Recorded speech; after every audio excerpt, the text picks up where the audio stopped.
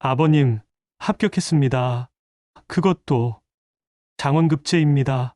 품에서 붉은 홍패를 꺼내 보이는 사위를 보며 김진사는 눈물을 흘렸습니다.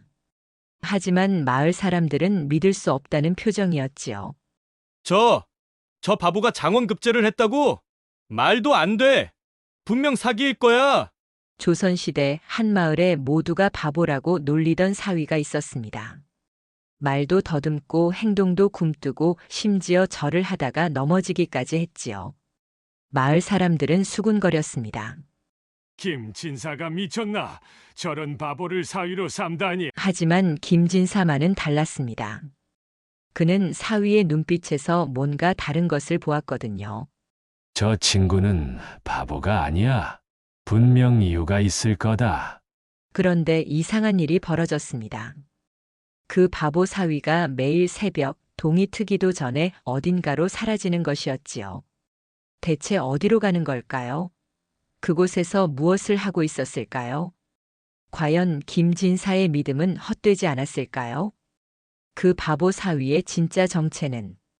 자, 그럼 지금부터 이 통쾌한 역전의 이야기 속으로 함께 떠나보시겠습니다. 일부 바보 사위. 경상도 안동 근처의 한 마을 이야기입니다. 이 마을에서 가장 부유한 김진사 댁에는 외동딸 하나가 있었습니다. 이름은 옥분이었지요. 옥분은 얼굴도 곱고 재주도 많아서 혼처를 구하는 중매쟁이들이 줄을 섰답니다. 진사날이 한양의 양반 집안에서 혼사를 청하고 있습니다. 아니지요. 우리 고을 수령의 조카가 더 낫습니다. 하지만 김진사는 고개를 저었습니다. 내 딸은 신분이나 재산이 아니라 사람을 보고 시집 보내겠소. 김진사는 욕심 없고 마음 착한 사람을 사위로 맡고 싶었지요. 그러던 어느 날 이웃 마을에서 온 청년 한 명이 김진사 댁에 품을 팔러 왔습니다. 저기, 일 좀 시켜주십시오. 청년의 이름은 석봉이었습니다. 말이 어눌하고 행동이 굼떴지요. 하지만 김진사는 그의 눈빛에서 뭔가 다른 것을 느꼈습니다.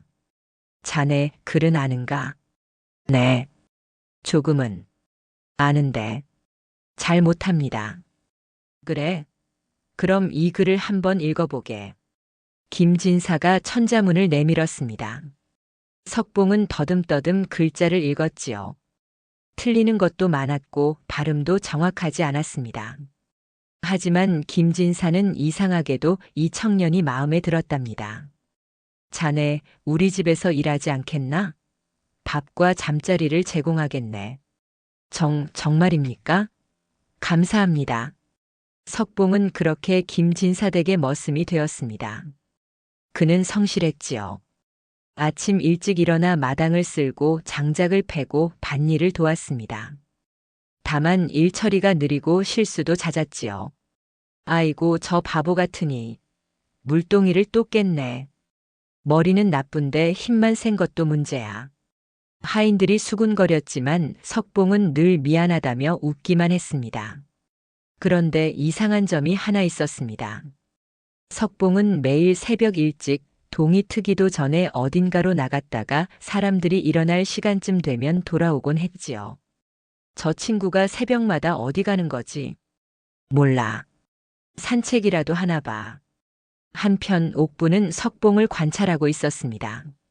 다른 사람들 눈엔 바보로 보여도 옥부는 석봉의 눈빛에서 지혜가 숨어 있다는 걸 느꼈지요.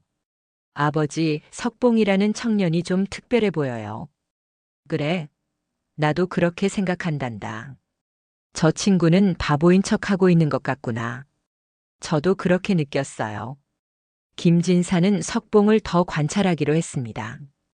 어느 날 저녁 김진사는 석봉을 불렀지요. 석봉아, 자네 가족은 어디 계신가? 부모님은 돌아가셨습니다. 저는 혼자입니다. 형제도 없나? 네, 없습니다. 그럼 장가는 들 생각이 있나? 석봉은 깜짝 놀라며 손을 저었습니다. 아닙니다. 저 같은 바보를 누가 시집 오겠습니까? 바보라니 자네는 성실하고 마음이 착하지 않은가? 내가 보기엔 좋은 사위감일세.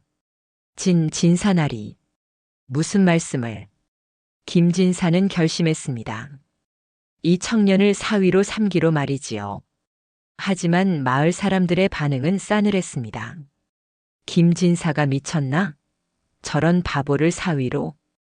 딸이 그렇게 예쁜데 아깝지도 않나? 저러니까 양반이지. 우리 같은 사람들은 이해 못하지. 혼례가 치러지는 날 석봉은 긴장한 나머지 절을 하다가 넘어지기까지 했습니다. 마을 사람들은 웃음을 참지 못했지요. 푸하, 저것 봐. 절도 제대로 못하네. 저런 게 어떻게 사위야? 창피해서 못 살겠네. 하지만 옥부는 석봉의 손을 잡고 일으켜 세웠습니다. 괜찮아요, 서방님. 천천히 하면 돼요. 석봉은 옥분을 바라보며 고개를 숙였습니다. 그의 눈가에 눈물이 맺혔지요. 혼례 후 석봉은 사위로서 김진사 댁에 살게 되었습니다. 하지만 바보 사위라는 소문은 더욱 퍼져나갔지요. 김진사 사위가 밭 가는 것도 제대로 못한대. 말도 제대로 못하고 글도 못 읽는다잖아. 그래도 김진사는 만족하시나 봐. 참 이상한 양반이야. 그런데 석봉의 이상한 습관은 계속되었습니다. 결혼 후에도 여전히 새벽마다 어딘가로 나가는 것이었지요. 옥분이 조심스럽게 물었습니다. 서방님, 새벽마다 어디 가세요? 아, 그냥 산책을. 혹시 제가 모르는 비밀이 있으신 건 아니에요? 석봉은 잠시 망설이더니 고개를 저었습니다. 아닙니다. 그냥 생각을 정리하러. 옥부는 더 묻지 않았습니다. 하지만 마음속으론 확신했지요. 이 사람은 분명 뭔가 숨기고 있어. 2부 숨겨진 노력. 석봉의 새벽 외출은 계속되었습니다. 어느 날 밤 김진사는 사위의 비밀이 궁금해서 몰래 뒤를 밟기로 했습니다. 새벽 닭이 울기 전 석봉이 조용히 방문을 열고 나가는 소리가 들렸지요. 김진사는 멀찍이 떨어져서 석봉을 따라갔습니다. 석봉은 마을 뒤편 산으로 올라갔습니다. 산 중턱에 작은 암자가 하나 있었는데 석봉은 그곳으로 들어가더군요. 암자에? 대체 저곳에서 뭘 하는 거지?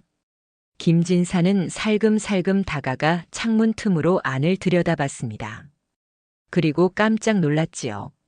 석봉이 촛불을 켜고 책상 앞에 앉아 책을 읽고 있는 게 아니겠습니까?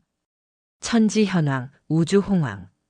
석봉의 목소리는 더 이상 어눌하지 않았습니다. 또박또박 정확하게 사서삼경을 읽고 있었지요. 그것도 밤새도록 말입니다. 김진사는 숨을 죽이고 지켜봤습니다. 석봉은 책을 읽다가 붓을 들어 글을 쓰기 시작했습니다. 그 글씨체는 단정하고 힘이 있었지요. 이게 바보의 글씨란 말인가? 해가 뜰 무렵 석봉은 책을 덮고 암자를 나왔습니다. 그리고 다시 어눌한 걸음걸이로 마을로 돌아갔지요.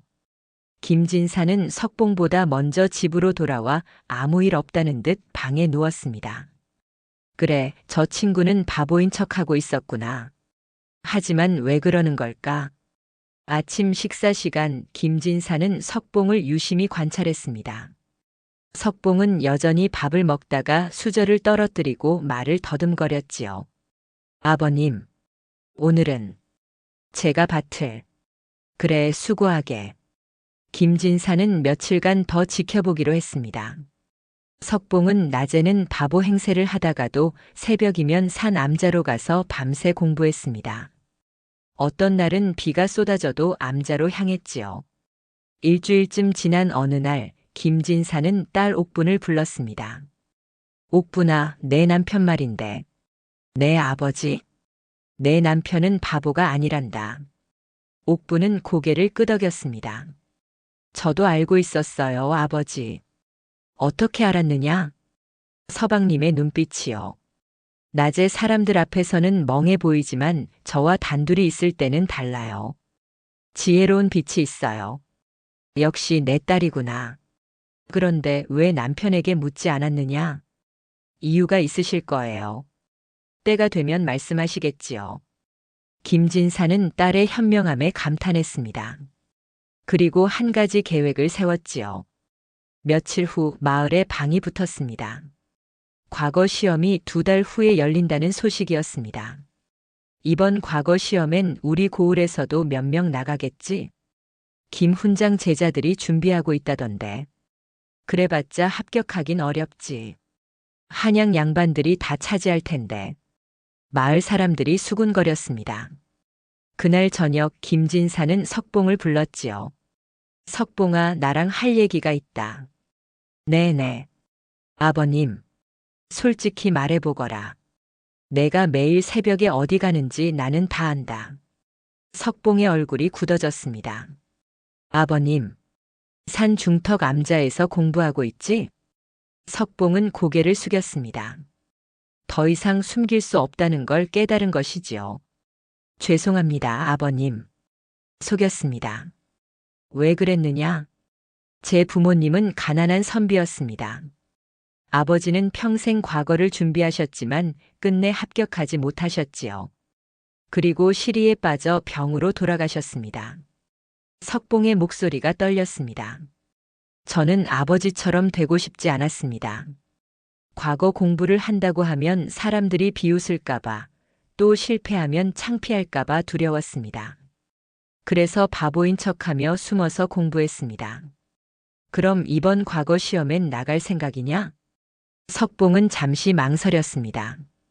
모르겠습니다. 아직 준비가 부족한 것 같습니다. 부족하다니 내가 본 내 글씨는 훌륭했다. 사서삼경도 완벽하게 외우고 있더구나. 보셨습니까? 그래, 며칠 전에 따라가 봤지. 석봉아, 내 실력이면 충분히 합격할 수 있다. 왜 기회를 놓치려 하느냐? 하지만 만약 떨어지면. 김진사가 석봉의 어깨를 잡았습니다. 떨어지면 어떠냐? 다시 도전하면 되지. 하지만 도전도 하지 않으면 영원히 후회할 게다. 내 아버지는 실패해서 불행했던 게 아니라 포기해서 불행했던 거란다.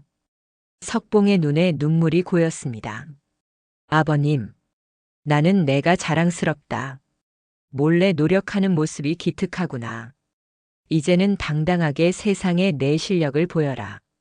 그날 밤 석봉은 옥분에게도 모든 걸 털어놓았습니다. 미안해요. 당신을 속였어요.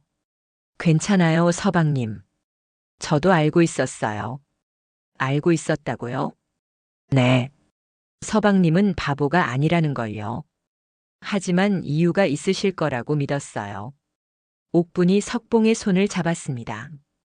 이제는 당당하게 하고 싶은 걸 하세요. 제가 옆에 있잖아요. 고마워요. 그리고 서방님, 과거 시험에 꼭 붙으셔야 해요. 왜요? 제가 사또 부인이 되고 싶거든요. 옥분이 장난스럽게 웃었습니다. 석봉도 따라 웃었지요. 결혼 후 처음으로 진심 어린 웃음이었습니다. 다음 날부터 석봉은 더 이상 새벽에 몰래 나가지 않았습니다. 대낮에 당당하게 책을 펼쳐들고 공부했지요. 마을 사람들은 깜짝 놀랐습니다. 저 바보가 책을 읽고 있네. 혹시 글을 아는 거야? 말도 안 돼. 저 친구가. 석봉은 사람들의 수군거림에도 개의치 않았습니다. 장인어른과 아내가 믿어준다는 것만으로 충분했지요. 김진사는 석봉을 위해 마을 서당에 김 훈장을 초대했습니다. 훈장님, 제 사위 실력을 한번 봐주시겠습니까? 그 바보 사위 말씀입니까? 하하, 진사나리도 참. 한 번만 봐주십시오. 김 훈장은 반신반의하며 석봉에게 문제를 냈습니다. 그럼 인의의 지신의 뜻을 설명해 보시오. 석봉은 또박또박 대답했습니다. 김 훈장의 얼굴이 점점 굳어졌지요. 이어서 더 어려운 질문을 했지만 석봉은 막힘없이 답했습니다. 이럴 수가. 진사나리, 이 친구가 정말 바보였습니까? 그렇게 보였지요. 하지만 숨어서 노력했답니다. 대단합니다. 이 정도 실력이면 과거에 충분히 합격하겠습니다. 김 훈장의 말에 석봉은 자신감을 얻었습니다. 과거 시험일이 다가오고 있었지요. 3부 과거 시험장. 과거 시험을 보러 한양으로 가는 날이 밝았습니다. 석봉은 깨끗이 씻고 새 옷으로 갈아입었습니다. 김진사가 손수 준비한 옷이었지요. 옥부는 남편의 옷깃을 매만지며 말했습니다. 서방님 힘내세요. 서방님이라면 꼭 합격하실 거예요. 고마워요. 당신 믿음에 보답하겠습니다. 석봉이 집을 나서려는데 마을 사람들이 웅성거리며 모여들었습니다. 저 바보가 정말 과거를 보러 간다고. 말도 안 돼. 돈 낭비지 뭐. 김진사가 괜히 사위 자존심 세워주려고 보내는 거 아냐? 석봉은 그 말들을 들었지만 아무 반응도 하지 않았습니다. 다만 속으로 다짐했지요. 기다려라. 내가 꼭 보여주겠다. 한양까지는 보름이 걸렸습니다. 석봉은 길을 가는 동안에도 책을 놓지 않았지요. 주막에서 쉴 때도 걸어가면서도 글을 외웠습니다. 한양에 도착하자 과거 시험장 앞은 전국에서 모인 선비들로 가득했습니다. 모두들 자신만만한 표정이었지요. 이번엔 내가 장원급제할 것이요. 나도 10년을 준비했다네. 이번엔 꼭 붙을 거야.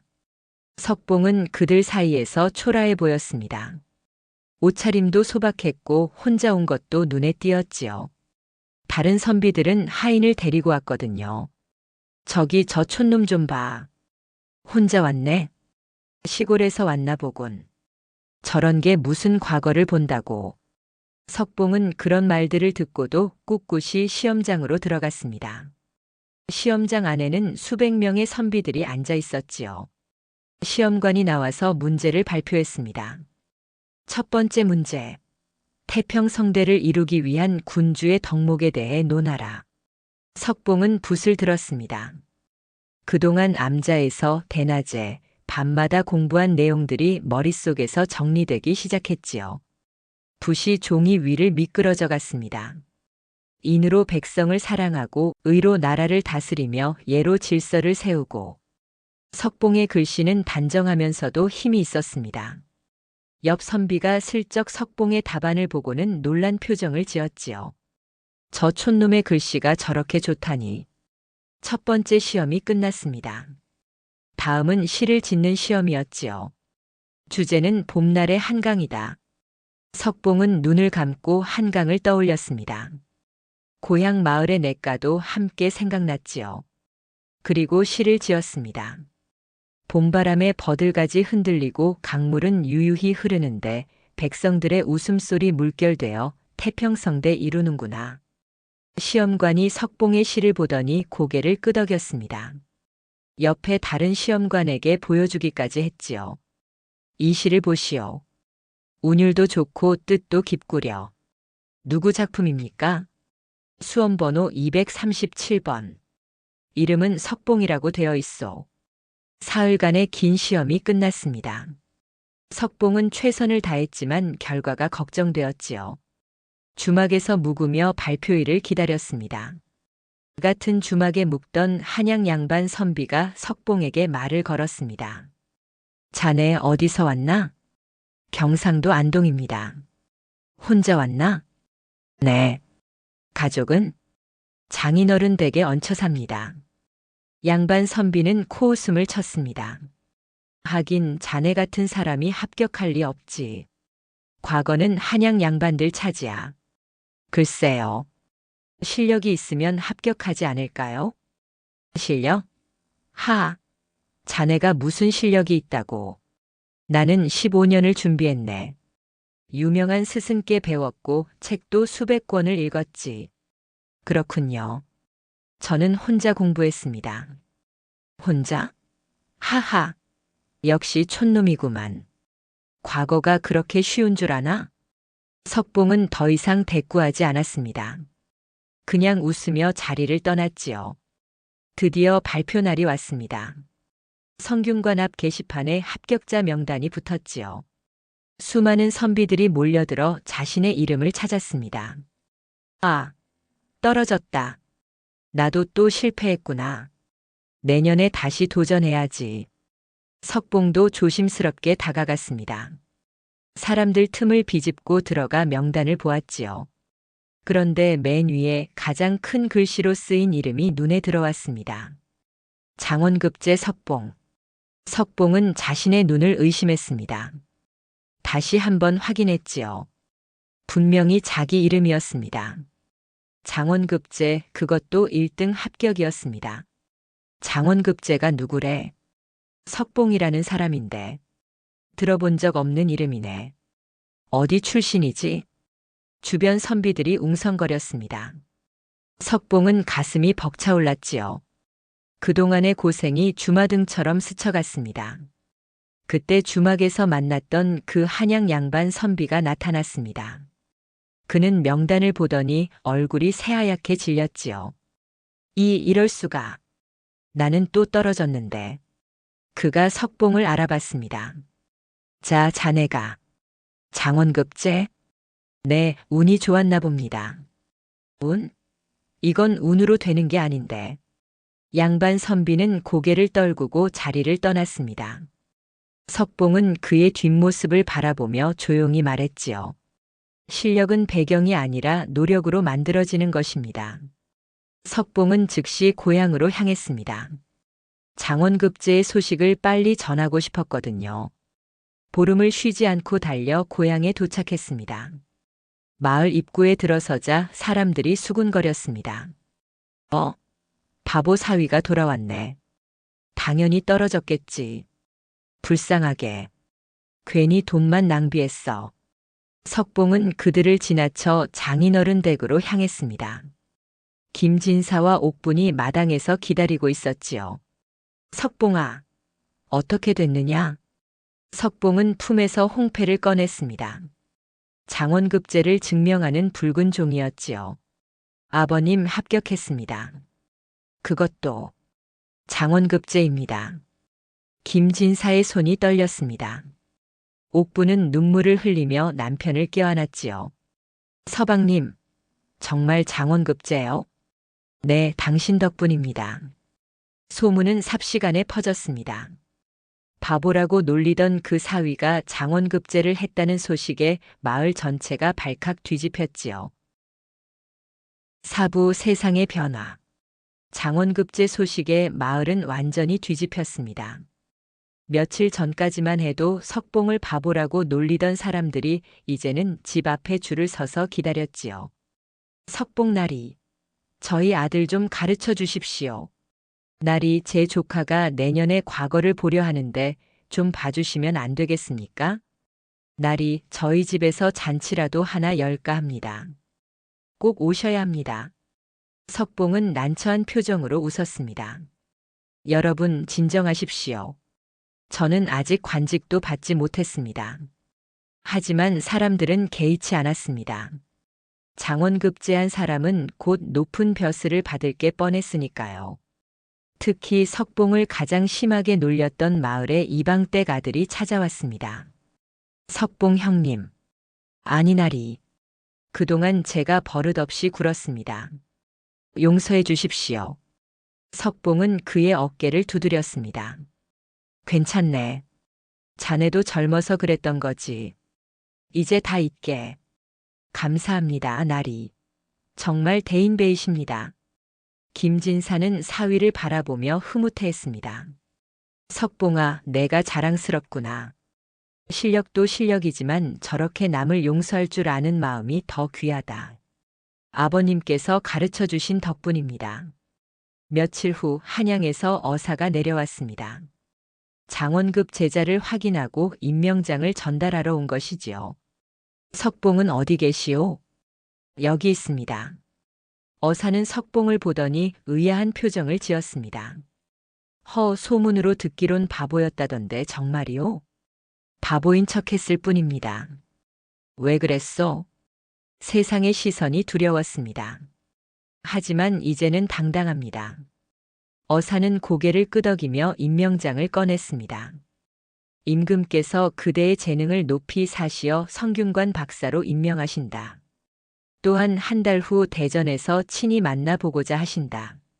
황송합니다. 성균관 박사는 나라의 인재를 가르치는 높은 자리였습니다. 석봉은 28배 나이에 그 자리에 오른 것이지요. 마을 잔치가 벌어졌습니다. 김진사가 마을 사람들을 모두 초대해 큰 잔치를 연 것입니다. 여러분, 오늘은 우리 사위 석봉의 장원급제를 축하하는 자리입니다. 축하합니다. 그리고 한 가지 더 말씀드리겠습니다. 저는 처음 석봉을 봤을 때부터 그가 특별하다는 걸 알았습니다. 비록 바보처럼 보였지만 그의 눈빛은 지혜로웠지요. 김진사가 술잔을 들었습니다. 여러분도 이제 아시겠지만 사람은 겉모습으로 판단할 수 없습니다. 진짜 실력은 숨어 있다가 때가 되면 드러나는 법입니다. 사람들이 박수를 쳤습니다. 석봉은 장인어른께 깊이 절했지요. 아버님, 은혜 잊지 않겠습니다. 아니다, 석봉아. 내 자신의 노력으로 이룬 것이다. 나는 그저 믿어줬을 뿐이지.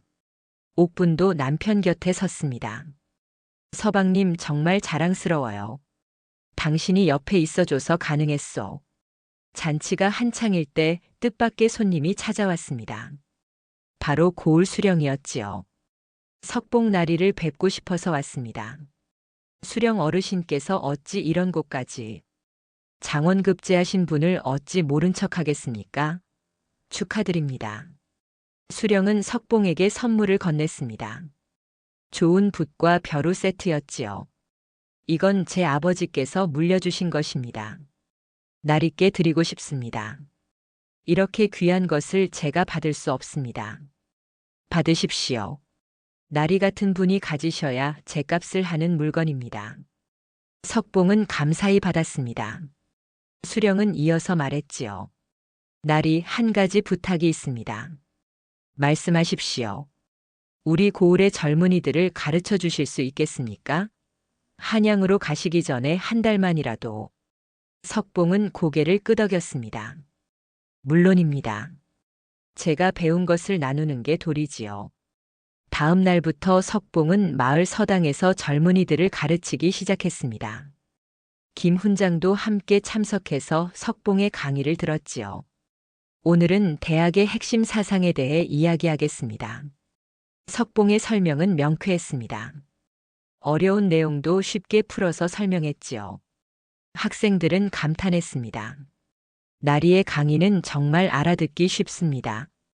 저도 이제야 대학의 뜻을 제대로 이해했습니다. 김 훈장도 감탄했습니다. 석봉 나리의 가르침은 내가 미치지 못합니다. 정말 대단하십니다. 아닙니다, 훈장님. 제가 혼자 공부하면서 어려웠던 부분들이 있었습니다. 그래서 쉽게 설명하려고 노력한 것뿐입니다. 한 달이 지났습니다. 석봉이 한양으로 떠날 날이 다가왔지요. 마을 사람들이 모두 나와 전송했습니다. 예전에 석봉을 놀리던 사람들도 이제는 존경의 눈빛으로 바라봤습니다. 석봉 나리, 건강하십시오. 한양에서도 큰 인물이 되십시오. 우리 마을의 자랑입니다. 석봉은 모든 사람에게 일일이 인사했습니다. 마지막으로 장인어른께 큰 절을 올렸지요. 아버님, 잘 다녀오겠습니다. 석봉아, 너는 이미 훌륭하다. 하지만 교만하지 말고 늘 배우는 자세를 잊지 마라. 명심하겠습니다. 옥분도 남편과 함께 한양으로 가기로 했습니다. 서방님, 저도 한양 구경 좀 시켜주세요. 물론이지. 우리 함께 가자고. 석봉 부부가 마을을 떠나는 모습을 보며 마을 사람들은 감회에 젖었습니다. 바보라고 놀렸던 게 부끄럽구먼. 우리가 눈이 없었지. 저 친구는 보석이었어. 맞아. 사람을 겉모습으로 판단하면 안 되는구나. 이방댁 주인이 아들에게 말했습니다. 너도 저 석봉나리를 본받아라. 남들이 뭐라 하든 자기 길을 묵묵히 가는 거다. 네, 아버지. 알겠습니다. 석봉 부부는 한양으로 향했습니다. 새로운 삶이 기다리고 있었지요. 오부, 진짜같이. 한양에 도착한 석봉은 성균관 박사로서 첫 출근을 했습니다. 성균관은 나라의 최고 교육기관이었지요. 수많은 유생들이 그곳에서 공부하며 미래의 관리가 되기를 꿈꿨습니다. 새로 오신 박사님이시군요. 네, 석봉이라고 합니다. 아, 소문은 들었습니다. 장원급제하신 분이시죠. 그런데 선배 교관이 석봉을 위아래로 훑어봤습니다. 시골 출신이라고 들었는데 한양 양반들을 제대로 가르칠 수 있겠습니까? 석봉은 미소 지었습니다. 해보겠습니다. 자신감은 대단하시군. 하지만 여기 유생들은 만만치 않습니다. 모두 명문가 자제들이니까요. 첫 강의 날 석봉이 강의실에 들어가자 유생들이 수군거렸습니다. 저 사람이 장원급제했다고? 시골뜨기 같은데? 옷차림 좀 봐. 우리 집 하인보다 못하네. 석봉은 그들의 시선을 느꼈지만 당황하지 않았습니다. 대신 칠판에 글을 썼지요. 학문의 시작은 자신을 낮추는 것이다. 유생들이 웅성거렸습니다. 무슨 말씀이십니까? 석봉이 돌아섰습니다. 여러분, 학문은 신분이나 집안이 아니라 열린 마음에서 시작됩니다.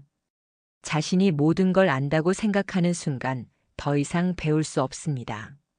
한 유생이 손을 들었습니다. 좌의정의 아들이었지요. 박사님은 시골 출신이라고 들었습니다. 저희 같은 명문가 자제들에게 무엇을 가르칠 수 있습니까? 좋은 질문입니다. 나는 명문가 출신이 아닙니다. 하지만 그래서 더 열심히 공부했습니다. 책 한 권 한 권이 소중했고 배울 기회 하나하나가 감사했습니다. 석봉은 유생들을 차례로 바라봤습니다. 여러분은 좋은 환경에서 태어났습니다. 하지만 그것만으로는 부족합니다. 진짜 실력은 자신의 노력으로 만들어지는 것입니다. 강의가 끝난 후 유생들의 반응은 엇갈렸습니다. 저 박사 건방지지 않아? 하지만 하시는 말씀은 맞는 것 같은데. 일단 더 지켜보자고. 한 달이 지났습니다. 석봉의 강의는 점점 인기를 얻었지요. 어려운 내용도 쉽게 설명했고 무엇보다 진심이 느껴졌습니다. 좌의정의 아들도 변했습니다. 박사님, 저 질문이 있습니다. 말해보게. 제가 그동안 교만했던 것 같습니다. 집안만 믿고 열심히 하지 않았습니다. 깨달음이 있었다니 다행이네. 이제부터라도 최선을 다하면 되지 않겠나? 감사합니다, 박사님. 어느 날 임금께서 석봉을 불렀습니다. 경이 바로 장원급제한 석봉이냐?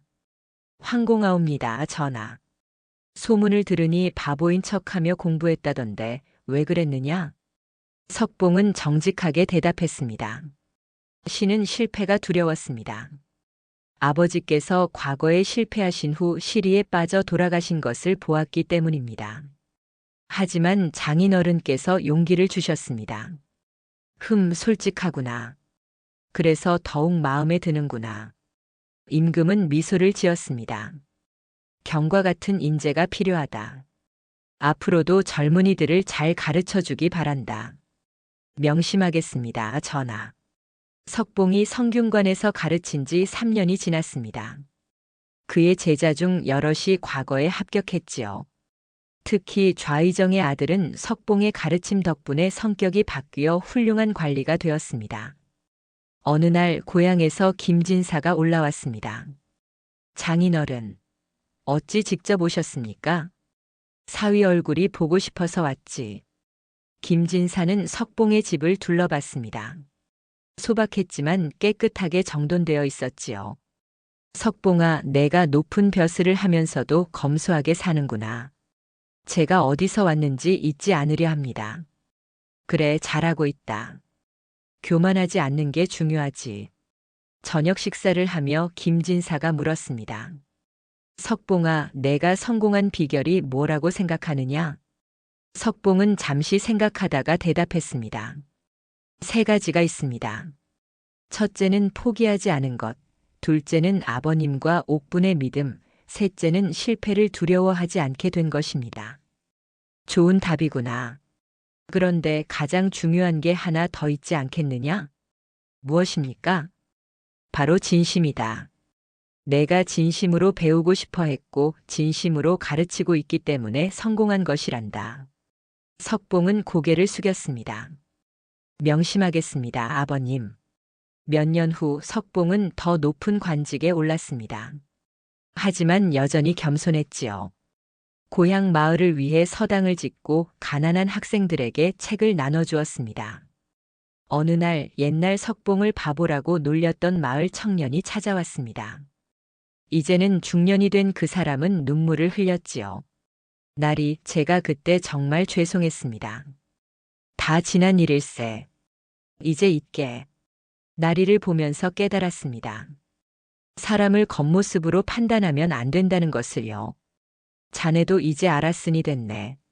그리고 한 가지 더 기억하게. 무엇입니까? 진짜 바보는 배우지 않는 사람이 아니라 배우려 하지 않는 사람일세. 석봉은 평생 학문에 정진하며 수많은 제자를 길러냈습니다. 그의 제자들은 나라 곳곳에서 백성을 위해 일했지요. 말년에 석봉은 고향으로 돌아왔습니다. 그리고 마을 서당에서 아이들을 가르쳤습니다. 할아버지, 공부가 왜 중요해요? 어린 손자가 물었습니다. 공부는 단순히 벼슬하기 위한 게 아니란다. 자신을 발견하고 세상을 이해하고 남을 도울 수 있는 힘을 기르는 것이지. 저도 할아버지처럼 될 수 있을까요? 물론이지. 포기하지 않고 노력한다면 누구나 가능하단다. 석봉은 손자의 머리를 쓰다듬었습니다. 그리고 창밖을 바라봤지요. 옛날 자신이 새벽마다 올랐던 그 산이 보였습니다. 아버지, 저는 해냈습니다. 실패를 두려워하지 않고 도전했습니다. 그리고 많은 사람들에게 배움의 기쁨을 나눠주었습니다. 석봉의 이야기는 대대로 전해져 겉모습에 속지 말고 끊임없이 노력하라는 교훈을 남겼답니다. 여러분 어떠셨나요? 바보라고 쓸모없다고 천대받던 석봉이 결국엔 장원급제를 하고 나라의 스승이 되었습니다. 그가 가진 진짜 힘은 남들의 시선을 두려워하지 않고 자기 길을 묵묵히 걸어간 용기였지요. 우리도 살다 보면 겉모습이나 첫인상 때문에 사람을 쉽게 판단하곤 합니다. 하지만 이 이야기가 일깨워주듯이 진짜 실력은 보이지 않는 곳에서 쌓이고 진짜 가치는 시간이 지나야 드러나는 법입니다. 석봉처럼 남들 몰래 노력하시는 분들, 인정받지 못해도 최선을 다하시는 분들이 많으실 겁니다. 언젠가는 여러분의 진가가 빛을 발할 것입니다. 포기하지 마세요. 오늘 이야기가 마음에 드셨다면 좋아요 버튼 꾹 눌러주시고요. 구독과 알림 설정도 부탁드립니다.